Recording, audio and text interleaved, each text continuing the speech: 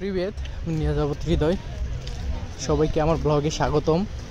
তো আমি রাশিয়ার সারাং সিটিতে থাকি, ন্যাশনাল রিসার্চ মর্দোভে স্টেট ইউনিভার্সিটিতে পড়াশোনা করি, যেটা আমার মর্দোভে রিপাবলিক পড়ছে।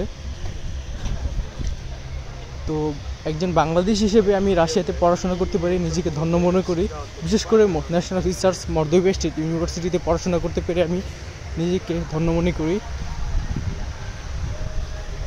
তো আমি আমার আজকের কাজের কিছু অভিজ্ঞতা আপনাদের মধ্যে শেয়ার করতে চাই। আশা করি ভিডিওটা আপনাদের অনেক ভালো লাগবে। তো আমার ভিডিওতে সবাই লাইক, কমেন্ট, শেয়ার করবেন, আমার পাশে থাকবেন।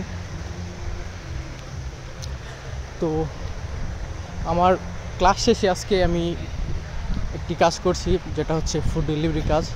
তো এই কাজটা অনেক স্বাধীন কাজ, স্বাধীন পেশা। এটার মধ্যে কোনো আপনার মালিক নেই, আমি নিজেই কাজের বস। তো এই কাজটি করতে আমার অনেক ভালো লাগে। তো আজকে ক্লাস শেষ করে আসলাম বাসায়, ফ্রেশ হয়ে বের হয়ে গেলাম ফুড ডেলিভারি কাজে।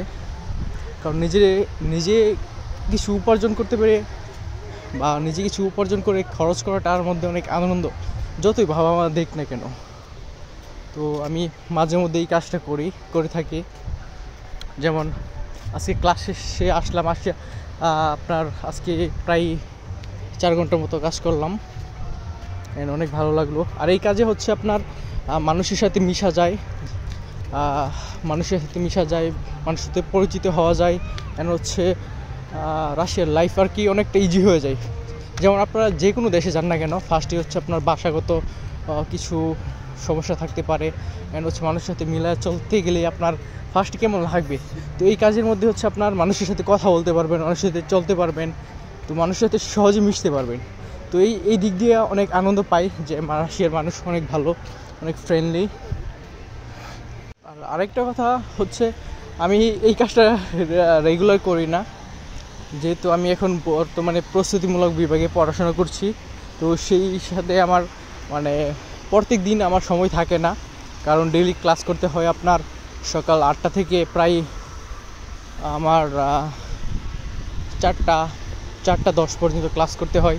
আমার মাঝে মধ্যে আরও বেশি করতে হয় বা আরও কম ক্লাস থাকে। তো সেই জন্য আমি তেমন সময় পাই না। যখন আমি মেইন প্রোগ্রামে চলে যাব তখন আমি পুরো সময় পাবো, সপ্তাহে 3 দিন বা 4 দিন ক্লাস থাকবে, তাও 5-6 ঘন্টা করে। তো তখন আমি জব করতে পারবো। তো এখন আমি বর্তমানে যেটাই পাচ্ছি সেটাই করছি।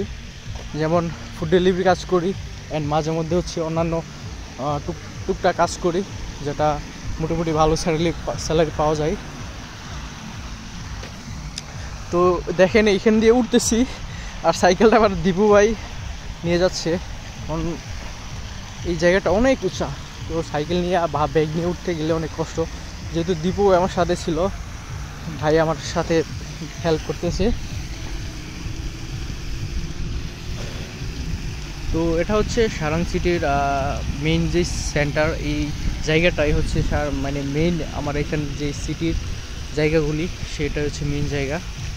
এখানে দীপু ভাই পাশে। তো আরেকটা কথা বলবো, যারা ভবিষ্যতে দেশে বাইরে পড়াশোনা করতে আসতে চান, তো ভালো কথা, সবাই আসবেন। দেশে বাইরে আসলে অনেক সুযোগ সুবিধা থাকে। তো ধরেন আমি এখন এই কাজ করছি, সামনে আরও ভালো কিছু হতে পারে। হচ্ছে যারা দেশে বাইরে আসবেন সবাই ধৈর্যশীল হবেন, হচ্ছে ধৈর্য হারাবেন না। দেশের বাইরে টিকতে হলে আপনার ধৈর্যের প্রয়োজন। তো সবাই ভালো থাকবেন, সুস্থ থাকবেন, আমার জন্য দোয়া করবেন। আল্লাহ হাফেজ। দা সুদানিয়া।